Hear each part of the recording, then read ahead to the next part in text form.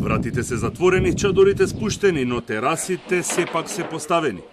Вака изгледа Дебармаало и двете боемски улици, додека се чека на договор меѓу надлежните и угостителите за реотварање на објектите, нешто што очекуваат голем дел од граѓаните.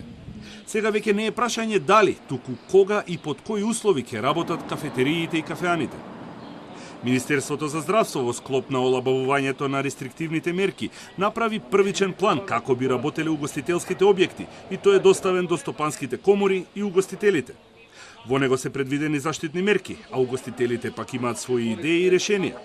Почнати се заеднички консултации од кои треба да излезе протокол за работа, а потоа и рестартирање на угостителските објекти.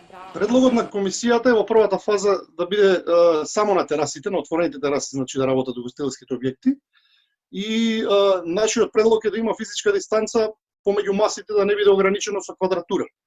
Значи метар и пол дистанца да има помеѓу масите, за да нормално кога ќе седнете во ресторан, другата маса до вас да не ви биде премногу близко, значи вие како гостин да се осеќате по-безбедно.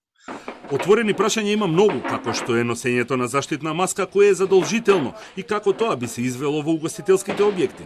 Со каков капацитет би работеле и дали во првата фаза би се отвориле само терасите, но и работното време со оглед дека на сила е полициски час. Од комората велат дека засега битно е да се почне, иако во стартот угостителите ќе работат со загуба. Ние 100% да не пуштат, значи 100% нема да видат полни кафаните и ресторани.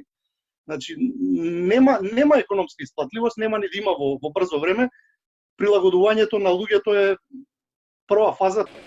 Ангеловски смета дека ќе биде клучно граѓаните да сватат дека угостителските објекти ќе бидат безбедни и додаде дека очекува повторното отварање да биде до крајот на месецот.